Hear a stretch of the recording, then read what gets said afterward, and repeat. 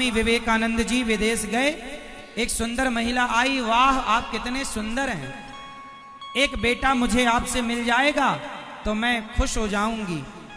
स्वामी जी बोले मेरे से आप बेटा लेना चाहती हो? हाँ, आप मेरे पति बन जाओ, मैं आपकी पत्नी। स्वामी जी बोले मेरा बेटा मेरे जैसा होगा कि नहीं, इसलिए आज से मैं तेरा बेटा, तू मेरी मां। चरित्र ना गवाया उन्होंने। ये दुनिया तो बैठी है साहब तुम्हारा चरित्र लूटने को, तुम तैयार तो हो? आज के जमाने में तो यही चल रहा सबसे ज्यादा।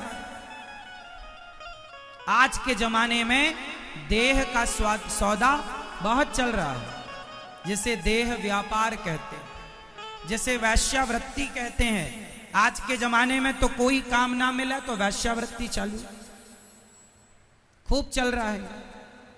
इस माहौल से बचना बचाना अपने आप को, आपका आध्यात्म, आपका सत्संग आपको बचा के रखेगा हर बुराई से। इसलिए अपने आप को सत्संग से जोड़ के रखिए, आध्यात्म से जोड़ कर रखिए। कल हमने बताया था कि पत्नी का होना क्यों जरूरी है, कल बता चुके। इसलिए समय से बेटी का विवाह कर देना।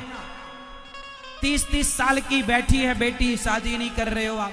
30 साल में तो क्या लहर कहां से कहां पहुंच रही है उसकी, ज्वार भाटा, समुद्र अपनी मर्यादा तोड़ देता है। ऐसे ही तुम्हारी बेटी हो या बेटा हो, तुम्हारे बाप दादे बहुत ज्यादा समझदार थे, जो सही वक्त पर विवाह करने का निर्णय लेते थे।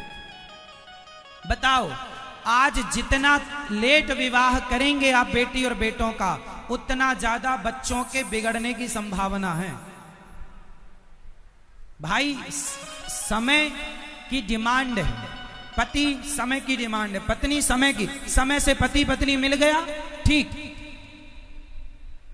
समय से पानी, मौसम सावन का, पानी बरस गया, गर्मी शांत। यदि पानी सावन में नहीं बरसता तो यह सावन जला देता तुम्हें। बोलो हाँ।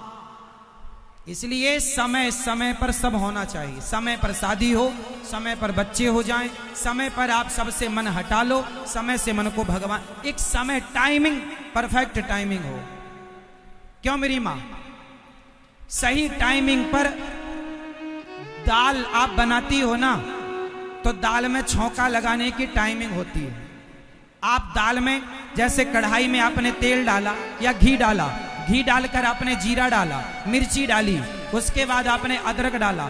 अब डालने के साथ साथ ना एक टाइमिंग आती है कि उस समय आपको टमाटर डालना है या दाल डालना। यदि वो लेट हो गई तो पूरा मसाला जल जाएगा, पूरी दाल का स्वाद। बोलो हाँ। हाँ या ना?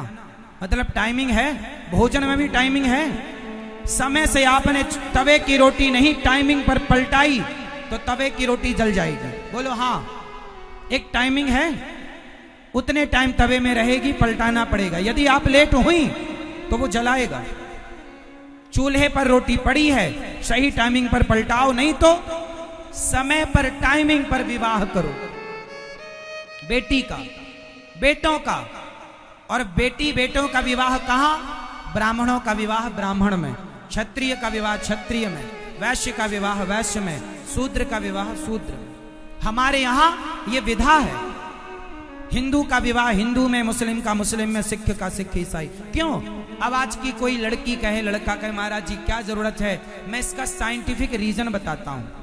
मैं हर बात को साइंटिफिक बताऊंगा। साइंस को आप समझते होंगे तो मेरी बात समझेंगे, वरना गोबर गणेश है तो हम क्या करें।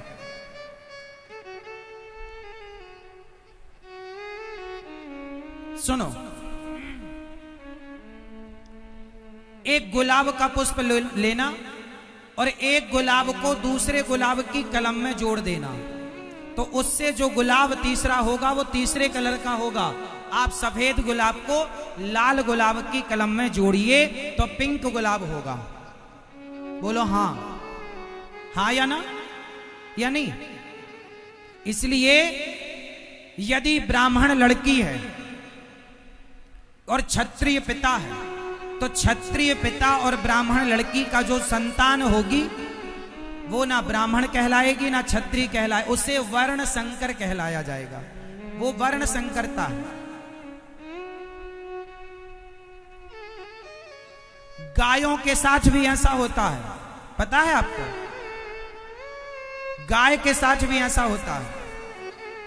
जैसे देसी गाय है और देसी गाय के साथ यदि देसी नंदी है तो उसकी संतान सर्वश्रेष्ठ देसी नस्ल की होगी। यदि गाय देसी है और जर्सी नंदी है और उस जर्सी नंदी से गाय यदि गर्भवती हुई तो उसकी जो संतान होगी ना वो जर्सी कहलाएगी ना वो देसी कहलाएगी, बीच की कहलाएगी, जिसे दोगली कहते हैं। इंसानों में ही नहीं, बकरा, भैंस, शेर सब में ये सिद्धांत लागू। इसलिए ब्राह्मण मां हो और ब्राह्मण पिता हो तो संतान भी श्रेष्ठ ब्राह्मण कहलाएगी। क्षत्रिय मां हो, क्षत्रिय पिता हो, श्रेष्ठ क्षत्रिय संतान। वैश्य पिता, वैश्य मां, श्रेष्ठ संतान। शूद्र पिता, शूद्र, श्रेष्ठ। अदला बदली क्यों?